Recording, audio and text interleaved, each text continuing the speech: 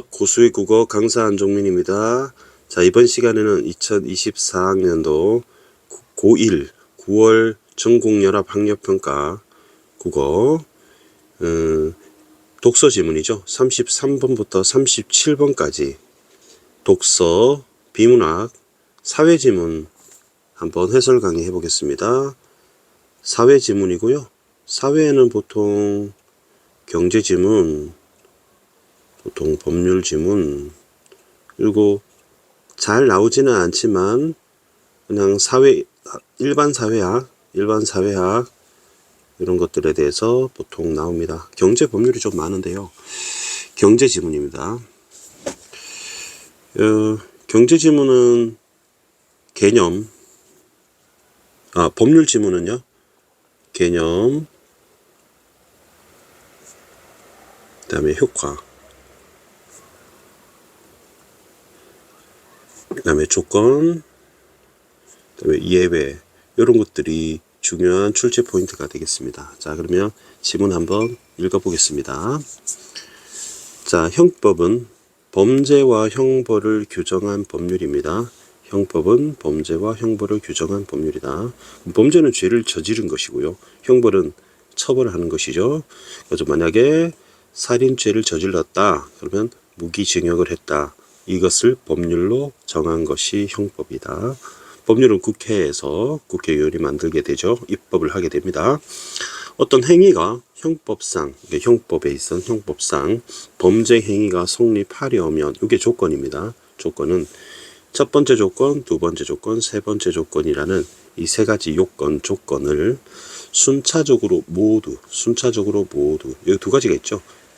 1번, 2번, 3번 순서가 있다는 얘기고요. 그 다음에 모두니까 셋 다 해당돼야 돼요. 그래서 둘만 해당된다, 하나만 해당된다, 그러면 안 되는 거죠. 셋 다 해당된다.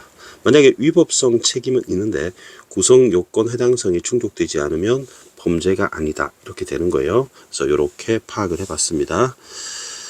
2문단 1문단에서 범죄 행위가 성립하는, 형법상 범죄 행위가 성립하기 위한 세 가지 요건을 소개를 했습니다. 첫 번째가 구성 요건 해당성이고요. 두 번째가 위법성이죠.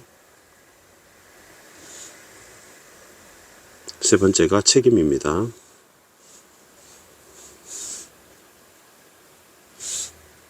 그래서 이 문단은 범죄 행위의 세 가지 요건에 대한 설명입니다. 어떻게 차이가 나는지를 이해하면서 파악을 해야 하겠습니다. 구성요건 해당성은 어떤 행위에 대한 구체적 사실이 형법상 규정된 범죄 유형에 해당하는 것을 말한다. 행위를 한 사실이 있습니다. 그러면 이것에 형법에 이게 어떤 타입인지 해당돼야 돼요. 그러면 형법에 규정이 되어 있어야 되는 거라는 거죠. 그러니까 형법에 규정되어 있는 범죄 유형에 해당되지 않으면 범죄가 아니란 얘기입니다. 만약에 구성 요건에 행위만 있는 것이 아니라 결과가 있을 경우에는 이 행위와 결과의 인과관계가 인정돼야 된다. 이거 예외적 상황이죠. 보통은 행위만 있으면 되는데 결과까지 있어야 할 경우에는 이 둘 사이에 원인과 결과가 있어야 된다. 두 번째, 위법성, 법을 어긋났다는 거죠. 그래서 위배된다는 거죠. 법에 위배된다.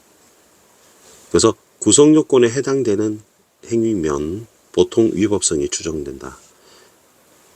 보통은 구성 요건 해당성이 있으면 흔히는 이렇게 해서 위법성이 있게 되는 거예요. 자동적으로.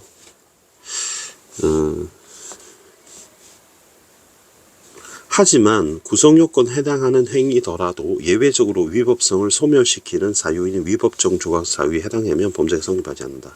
그러면 흔히는 얘가 있으면 얘가 있게 되는데 이게 예외적으로, 그죠? 예외적으로는 위법성이 없을 경우가 있다.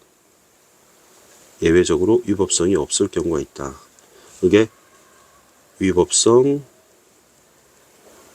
조각 사유의 경우에 해당되면 이때는 예외적으로, 그죠? 예외적으로 이렇게 된다, 이런 얘기죠. 순차적이라고 했으니까 요 얘기가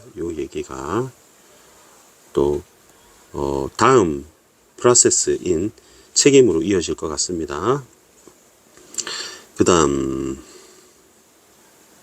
예를 들어 범죄의 구성요건에 해당되는 타인에 대한 폭력이 형법에 규정된 위법성 조각 사유 중의 하나인 정당방위에 해당한다면 구성요건에 해당된다 하더라도 위법성 조각 사유가 해당되기 때문에 위법성이 없는 거죠. 그래서 위법성이 없으므로 범죄가 아니다가 되는 거죠. 세 번째가 책임입니다. 책임은 사회적 비난이 가능하다는 성질을 의미한다. 어떤 행위가 구성요건에 해당되는 위법한, 구성요건에 해당되고요. 첫 번째 조건, 두 번째 위법한 행위, 두 번째 조건입니다. 그럼 세 번째 조건인 책임이 따라야 되는 거잖아요. 사회적 비난이 가능하지 않다는 건 책임이 없다면 범죄가 되지 않는다라는 거죠. 그러면 세 번째 요건도 바로 책임이 있어야, 이 세 가지 순차적으로 됐네요. 그럼 모두 다 해당되면 범죄가 되겠죠. 이때 예외입니다. 행위자에 대한 책임을 물을 수 없는 사유인 책임 조각 사유 역시 형법에 규정되어 있는데 그 예로 강요된 행위가 있다. 그러면 이때는 책임을 물을 수 없네요. 그러면 책임 세 번째 역시 이것에 책임이 없는 경우가 예외적으로 있다. 예외적으로 있다. 그게 바로 책임 조각 사유다. 책임 조각 사유가 해당되면 이때는 예외적으로 책임이 인정되지 않으므로 이 경우에는 범죄가 아니다. 눈에 띄지 않는데요. 이걸 어떻게 해야 될까요? 눈에 띄지 않으니까 선생님이 한번 색깔을 좀 바꿔볼게요. 스타일 변경에 민트색으로 5포인트를 해볼게요. 더 안 보이네요. 다시 해보겠습니다. 이 부분은 스타일 변경 파란색 8포인트 완료. 그나마 좀 잘 보이네요. 이렇게 됩니다. 자, 그러면 3문단 가보겠습니다. 3문단. 형법에서 다루는 범죄는 고의범과 과실범으로 나눌 수 있습니다. 고의범, 과실범 나누는 기준이 있을 텐데요. 고의범은 블라블라 이렇게 나오고 그 다음에 과실범 블라블라 이렇게 나옵니다. 자, 여기 보니까 죄를 범할 의사를 가지고 저지르는 겁니다. 그 다음에 범죄 사실 발생 가능성 인식도 있고요. 그 다음에 위험을 용인하는 마음의 의사도 있습니다. 그 다음에 있는 경우가 미필적 고의라고 되어 있네요. 미필적 고의, 이런 경우에 역시 고의범입니다.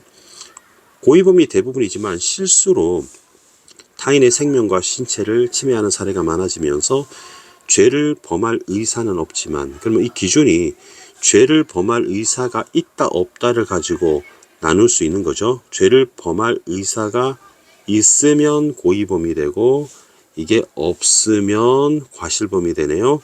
부주의로 타인에게 상처를 입히는 등 과실로 인한 범죄인 과실범에 대해서도 특별 규정을 둬 처벌하고 있다. 4문단. 과실은 위험성에 대한 인식의 유무와 형법상의 과실범 규정에 따라 유형을 나눌 수 있는데, 먼저 기준이 두 가지라는 얘기죠.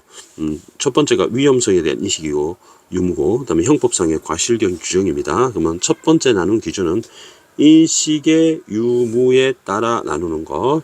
그 다음에 5문단에 보면 과실범 규정에 따라서 이게 두 가지 기준으로 과실을 나눈다는 얘기죠. 자, 첫 번째 봅시다. 먼저 인식 없는 과실, 인식 있는 과실로 나눌 수 있는데, 자동차 운전을 하면서 통화를 하다가 정지 신호를 보지 못하고 통과하던 중 교통사고를 일으킨 경우에, 저런 운전 중 통화 행위가 사고 행위를 발생시킬 수 있는 위험한 행동이라고 인식하지 못했다면 운전자 행위는 이때는 인식 없는 과실이다 이렇게 했네요. 그러나 운전 중 통화 행위가 사고를 발생시킬 수 있는 위험한 행동이라고 인식을 했지만 주의해서 운전하면 교통사고가 발생하지 않을 것이라고 생각하면서 계속 통화를 하던 중 교통사고를 일으켰다면 이 행위는 인식이 있는 과실에 해당한다. 그 둘로 나눴습니다. 두 과실은 형법상 취급에는 차이가 없고 과실범 성립 여부에 영향을 주지 않는다. 하지만 두 과실을 구분하면 인식 있는 과실과 앞에 나왔던 미필적 고의를 구별할 수 있다. 마지막 문단, 5문단에 과실을 두 번째 기준으로 나누는 것이죠. 두 번째 기준으로 나누게 됩니다. 첫 번째 기준은 인식의 유무에 따라 나눈 것이고 두 번째는 과실범 규정에 따라 나눕니다. 통상과실, 업무상과실, 중과실로 나누는데 이들은 법정형의 차이가 있다고 하네요. 업무상과실은 첫 번째 업무상과실은 업무가 계속적 반복적인 수행을 요건을 하기 때문에 결과 발생에 대한 예견 가능성이 높다. 일반적으로 통상적으로 요구되는 주의 의무를 위반하는 통상과실에 비해서 상대적으로 무겁게 처벌한다. 이 경우 업무는 결과 발생 야기 행위의 내용이어야 하며 그다음에 이와 무관한 업무를 수행하던 중 발생한 결과에 대해서는 업무상 과실을 인정할 수가 없답니다. 중과실은 좀 무거울 중자인데요. 통상 과실에 비해서 주의 의무를 현저히 뚜렷이 태만한 경우 특히 극히 극소한 주의만 기울였더라도 결과 발생을 예견할 수 있었다는 점에서 통상 과실에 비해서 상대적으로 무겁게 처벌합니다. 자, 보니까 업무상 과실이 있고요.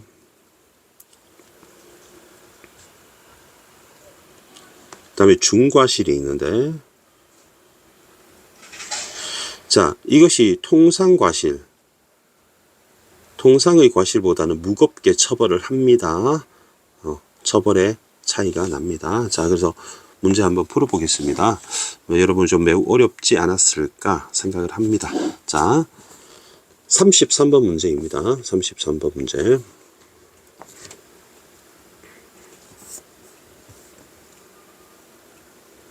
자, 한번 풀어볼까요? 자, 1번 선지. 협박에 의해 강요된 행위였다면 위법성이 조각되어 범죄로 볼 수 없다. 이렇게 했네요. 자, 그럼 빨간 형광펜 표시를 한번 해보겠습니다. 위법성이 조각되었다. 우리 위법성 나오는 파트가 어디 있었습니까? 자, 위법성 나오는 부분이 책임이고, 여기가 위법성이 있네요. 그죠? 위법성. 그 위법성 조각 사유라고 하는 게 여기 있습니다. 여기. 자, 여기 있습니다. 그래서 여기 위법성 조각 사유라고 나왔습니다. 자, 근데 여기 보니까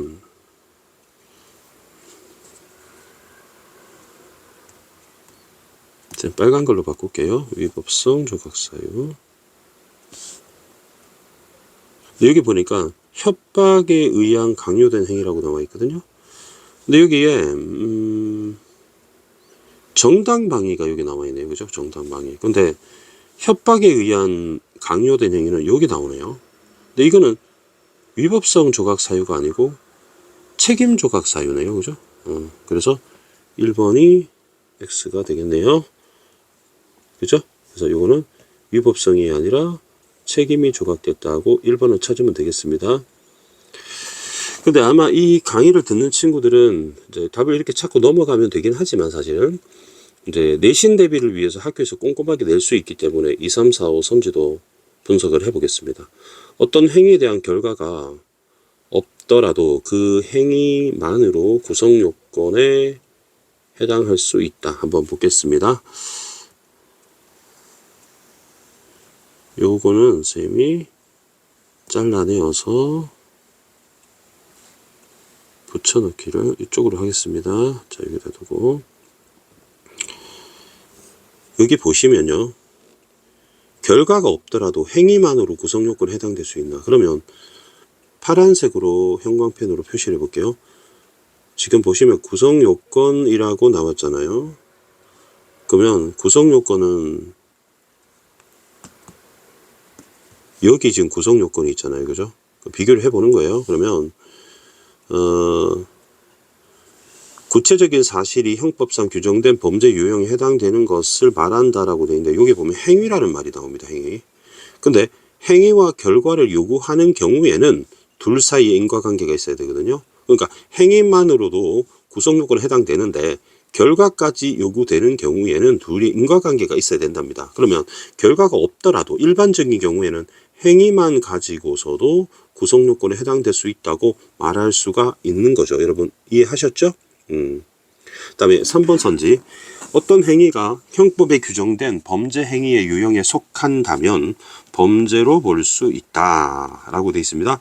그러면 지금 이 파란색도 좀 쉽습니다. 형법에 규정된 범죄 행위의 유형에 속하지 않는다면 범죄로 볼 수 없다. 그러면 속한다면 범죄로 볼 수 있다. 그러면 여기 파란색 구성요건의 해당성에 형법상 규정된 범죄 유형에 해당하는 것을 말하잖아요. 그러면 여기 해당되면 구성요건 해당성에 충족하게 되고 이렇게 하지 않으면 속하지 않으면 범죄로 볼 수 없다. 그죠? 하나만 조건이 해당되지 않더라도 범죄는 아닌 거죠. 범죄가 되려면 세 가지 조건 다 해당돼야 되죠. 이 세 가지 조건은 지금 쌤 표시하는 요 구성요건 해당성, 위법성, 책임 셋 다 해당돼야 그때 비로소 뭐가 됩니까? 범죄 이렇게 되는 거잖아요. 그렇기 때문에 맞다고 볼 수 있겠네요. 4번 선지. 어떤 행위가 형법상 범죄로 성립되기 위해서는 범죄 성립의 세 가지를 순차적으로 충족돼야 된다. 그대로 나오죠. 여러분 순차적으로 충족돼야 된다는 말은 그대로 여기서 나옵니다. 순차적으로 충족돼야 된다. 이거 1문단 세 번째 줄에 그대로 나옵니다. 1문단 세 번째 줄에. 자, 맞고요. 1-3입니다. 1문단 세 번째 줄 4번, 5번 선지하겠습니다. 행위가 결과를 요구하는 경우에는 인과관계가 성립돼야 된다. 요것도 그대로 나와 있습니다. 그죠? 행위와 결과를 요구하는 경우에는 구성요건상 행위와 결과 간의 인과관계가 인정돼야 된다. 그대로 나와 있습니다. 그대로 나왔습니다. 맞는 말입니다. 자, 이렇게 보면 되겠고요. 그 다음에 34번 문제 좀 어려웠습니다. 34번 문제 가장 적절한 문제인데요. 얘를 조금 빼겠습니다.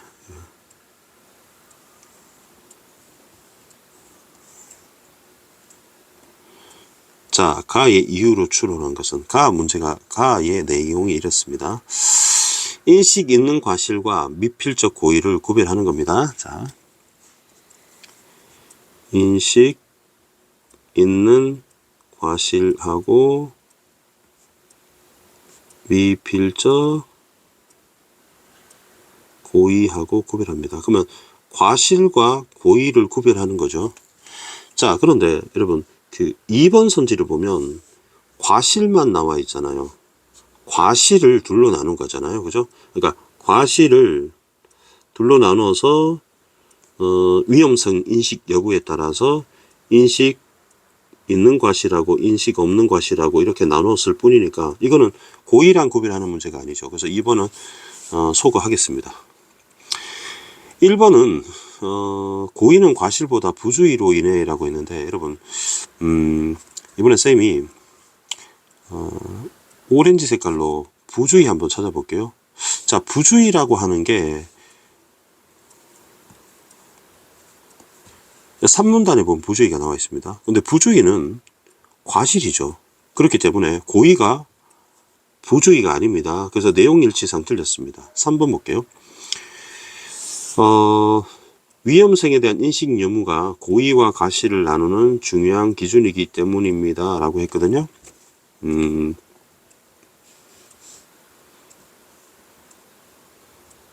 자, 그럼 보시면 요게 형광펜으로 보라색 칠할게요. 결과 방생의 위험성의 인식 유무가 고의와 과실을 나누는 기준이다. 여러분 4문단에 보시면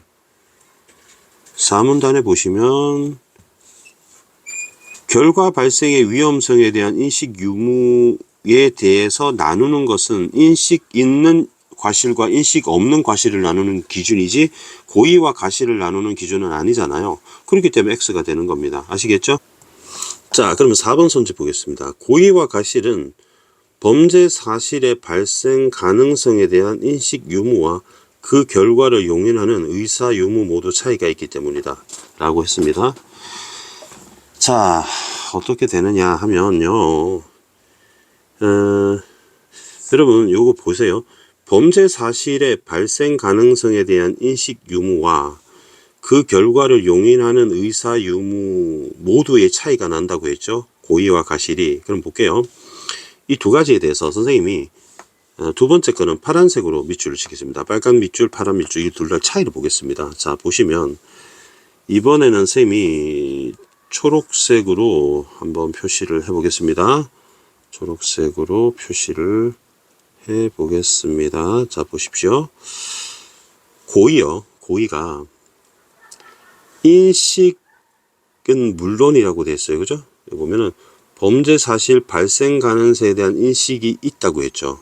그리고 심지어 그 결과를 용인하는 마음을 가지고 하는 미필적 고의도 고의범입니다. 따라서 이 둘 기준을 보면 고의는 빨간 것도 있고요, 파란 것도 있습니다. 그죠?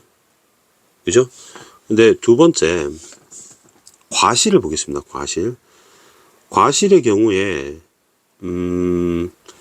여기를 한번 보겠습니다. 여기 보세요. 인식 있는 과실 보시면 범죄 사실의 발생 가능성에 대한이라고 했는데 이게 지금 과실이요. 과실이 죄를 범할 의사가 없잖아요. 죄를 범할 의사가 없잖아요. 그렇기 때문에 범죄 사실이 발생할 거라고 보지는 않는 게 맞는 거겠죠. 그래서 얘는 일단 보지 않는 게 맞습니다. X가 되고, 그 다음에 그 결과를 용인하는 거를 볼게요. 그 결과를 용인하는 경우, 인식 있는 과실의 경우에 한번 보겠습니다. 파란색 경고회로로 봐야지. 운전 중 통화 행위가 사고를 발생시키는 위험한 행위라고 인식을 했지만 주의해서 운전은 발생하지 않고 생각하면서 했다고 돼 있잖아요. 그러면 이 결과를 용인했단 말이죠. 그럼 결과를 지금 위험한 거라고 인식을 했지만 계속 운전하면 발생하지 않을 거라고 생각한 거죠. 그죠? 그럴 경우에는 인식 있는 과실의 경우에는 이게 있는 거잖아요. 그럼 둘 다 차이가 난다는 건 틀린 겁니다. 그래서 4번이 굉장히 어려웠을 겁니다. 5번 선지는요, 행위자가 자기 행위로 인하여 발생할 위험을 용인하는 의사의 유무에 따라 고의와 가실로 구별된다고 되어 있잖아요. 그러면 요것은 민트 색깔로 한번 표시를 해 보겠습니다. 요 차이가 있느냐, 자기 행위로 인하여 위험을 용인하는 의사가 있느냐 없느냐에 따라서 나눈다고 했죠. 자, 보시면 고의범의 경우에는 민트색으로 표시해 봤을 때 위험을 용인하는 마음을 가지고 있을 경우에 미필적 고의에 해당되는 거잖아요. 미필적 고의. 그러면 얘는 이 마음을 가지고 있는 거죠. 미필적 고의니까. 그죠? 그 다음에 과실의 경우에는 인식 있는 과실이잖아요. 인식 있는 과실은 지금 운전 중 통화 행위가 사고를 발생시키는 위험한 행위라고 인식은 했는데 주의해서 운전하면 발생하지 않을 거라고 생각했으니까 이거를 용인하지 않은 거잖아요. 그렇기 때문에 5번은 요 둘로 기준으로 나눌 수 있다. 그래서 5번이 정답이 되는 거거든요. 이 문제는 상당히 좀 어려웠다고 봐요. 학생들 입장에서. 다음에 35번 문제를 보겠습니다. 35번 문제인데요. 이번에는 통상과실, 업무상과실, 중과실에 대해서 나와 있습니다. 자, 첫 번째는 통상과실. 통상과실이 가장 가볍죠. 뒤에는 이제 업무상과실이고, 그 다음에 중과실이 있습니다. 보통 이게 좀 무겁다고 돼 있죠. 이게. 자, 기업과 니은은 통상과 업무는 업무로 인한, 여러분, 그 통상은 업무 때문에 인한 반응성을 얘기하는 기준이 아니잖아요. 그래서 1번이 정답이 되겠죠. 그 다음에 여기서 보시면 오문단에 봤을 때 예견 가능성이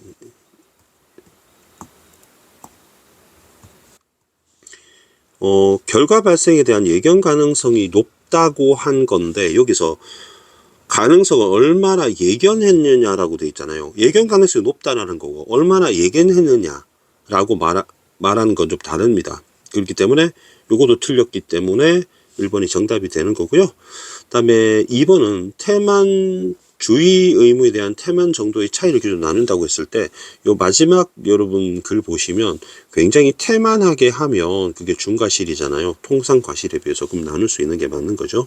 그 다음에 이게 업무상 과실이기 때문에 반복적이고 계속적인 수행으로 예견성이 기억에 비해서 높다고 좀 전에 얘기를 했고요. 그 다음에 디귿은 조금만 기울여도 결과 발생을 피할 수 있다는 건 또 맨 마지막 문단에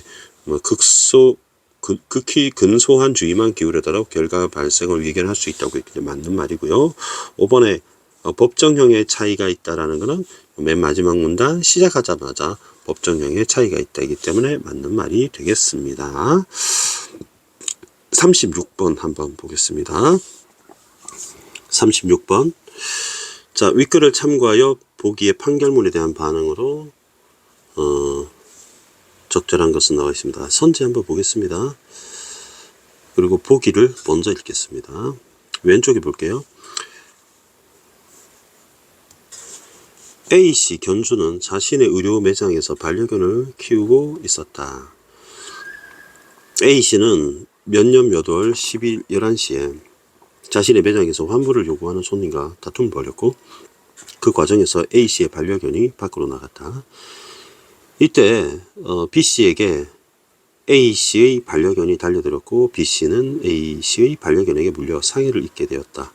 A씨의 과실 여부를 판단하는 재판 과정에서 과실이죠, 과실. A씨는 자신의 반려견이 매장 밖으로 나가 타인에게 해를 끼칠 수 있다고 생각은 했지만 손님과의 다툼을 어쩔 수 없었던 상황이었다고 호소했다. 다음 판결은 다음과 같다. 결국 이 판결문에 관한 얘기입니다. 문제는 보세요. 이제 판결문에 대한 반응을 물어봤잖아요. 그러면 우리 판결문을 유념해서 봐야 되겠죠.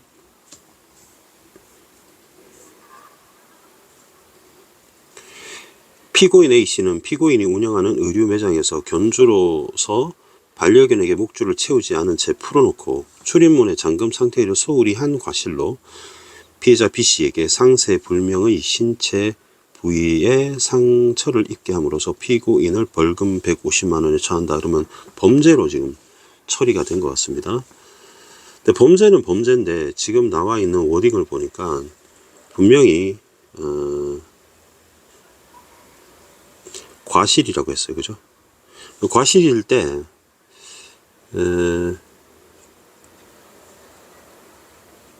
이 과실이 의사가 있는 과실이냐 의사가 없는 과실이냐 이걸 좀 나눌 필요가 있겠죠. 인식 있는 과실이냐 인식 없는 과실이냐.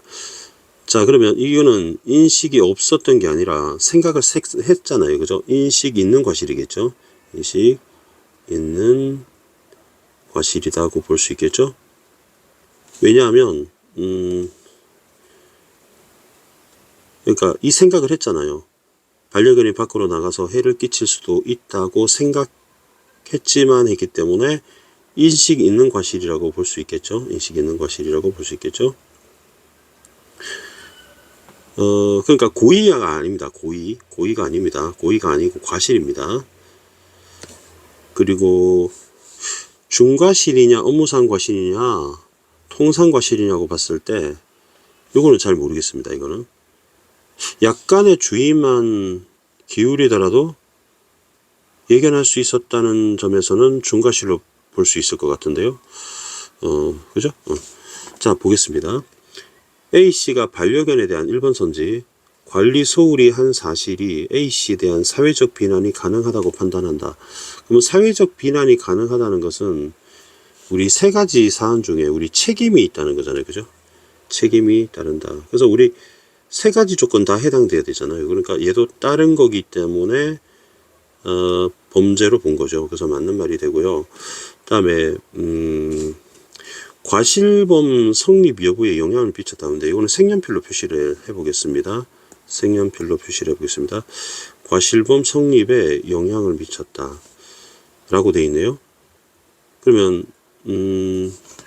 여기 보시면 색연필로 보겠습니다. 과실범이냐 고의범이냐 라고 판단했을 때 이 인식 있는 과실과 인식 없는 과실은 형법상 취급의 차이가 없고 과실범 성립 여부에 영향을 주지 않는다고 했잖아요. 근데 그 기준이 뭐냐면 결과 발생 위험성에 대한 인식 여부로 이 두 과실을 나눈 거거든요. 그러면 관리 소홀로 타인에게 해를 끼칠 수 있다가 결국에는 인식 유무하고 관련되는 거잖아요. 그래서 영향을 미치지 않는다 했기 때문에 X가 되고 정답이 2번으로 처리하면 되겠습니다. 다르게 푸는 방법은 어떤 방법이냐면 과실과 고의를 나눴을 때 쌤이 이번에도 빨간색 색연필 써볼게요. 고의범은 죄를 범할 의사를 가져야 되고요.